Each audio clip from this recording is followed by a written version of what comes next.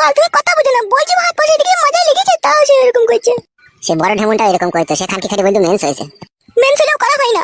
তুই কি বল আমাকে বুকা পেয়েছি নাকি? মেন্সলি করা হবে না, মজা লেগলি করা হবে না, বড় আগার পকম আছে নাকি তুই?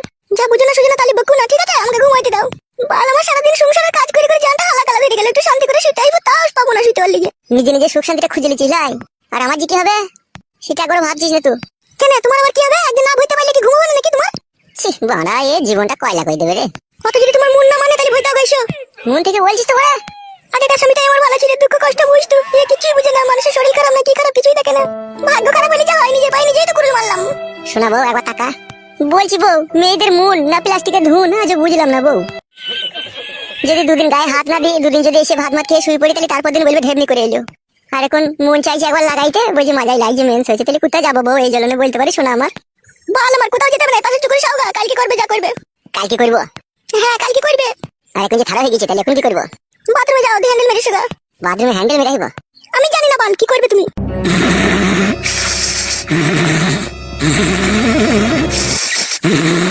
ঘুমিয়ে গেলে নাকি রে সত্যি করে? আগেকার বটাই মারা ভালো ছিল, মাছ ধরে দিও একবার লাগাইতে পারতাম, কিন্তু এখানকে ভালো বেশি লাগাইতে পারছি না। কই রে, ঘুমিয়ে গেলে নাকি? বাপরে বাপ, একটু শান্তি করে ঘুমাইতে দিছি না? তেমন একবার কইতে দে, তবে তো ঘুমাবি তো। এখন বুঝতে পারছি তোমাকে আমি, তুমি আমার মনকে ভালোবাসো না, তুমি আমার জয়বনকে ভালোবাসো। জয়বনকে ভালোবাসে কেন? আমার বড় ভাইয়ের কি জয়বন ছিল না? ওর কি চিনির কায়না পাকান ছিল না? ওর কি গুতু মারা জায়গা ছিল না? ওর কি মোটা জায়গা ছিল না? ওর কি 2.5 কেজি করে 5 কেজি দুটো কদে ছিল না? সবই ছিল। তারপরেও তোমাকে কেন আমি বিয়ে করেছি জানো মাস? কারণ ও মাগে আমাকে স্বামী বলে মানতো না।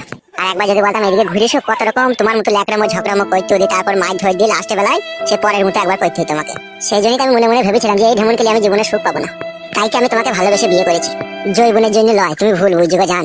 হ্যাঁ তবে একটা কথা বলতে পারো, আমরা বেটা ছেলে পুরুষ মানুষ, প্রতিদিন একটু ভাত মাত খাওয়ার পরে বিড়িমিড়ি খাওয়ার পরে আমাদের একটু লাগাইতে ইচ্ছে হয়, আর সেই সময় যদি বউ বাঁধা দেয় তাইলে একটু মুডটা খারাপ হয়ে যায় না শোনা বউ আমার?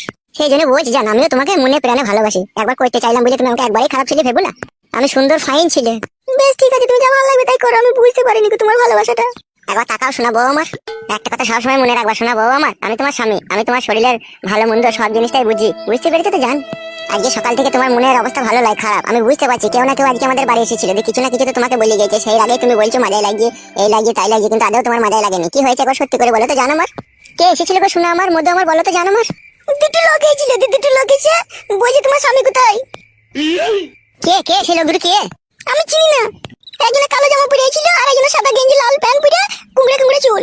ই বাড়া, কোন শালারে বাড়া? কালো কুকুর শালাই ছিল নাকি?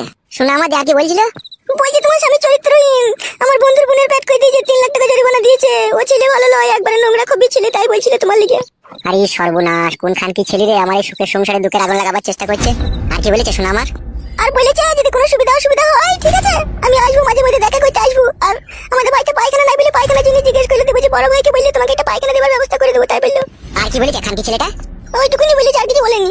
শোনো তাকাও আমার দিকে, ওই বুকাচুদা শুইরে বাচ্চা যদি আমাদের বাড়ি আসার চেষ্টা করে ঠিক আছে, বারান্দা থেকে দাঁড়িয়ে আঁশ কাটা বটি দেখাবে, বলবে এখানে এলে পা আমাকে কেটে দেবো, তাই বলবে। ভালো লাগছে গো, কোন চুদির ভাই ভালো লয় রে, কোন শালা ভালো লয় রে এই জগতে, সব শালাই আগে ভুলি ফাঁসিয়ে ভাব কইতে দিকা পতিলে ভরে দেবে। খবরদার ওই শালাকে বাড়ি ঢুকতে দিবি না, বারান্দা থেকে আঁশ কাটা বটি দেখাবে, বলবে এখানে এলে তোমার পা কেটে দেবো, পালাও এখান থেকে, তাই বলবে। ওরা আমার চিরশত্রু, ওরা আমার বাবাকে আমাকে শান্তি দেয় না কো, ও শালাদের জন্যই আজকে আমাদের হালে পানি নাই। বেশ বেশ তুমি ঘুমাও, ওদিকে বাড়ি ঢুকতে দেবো না আমি।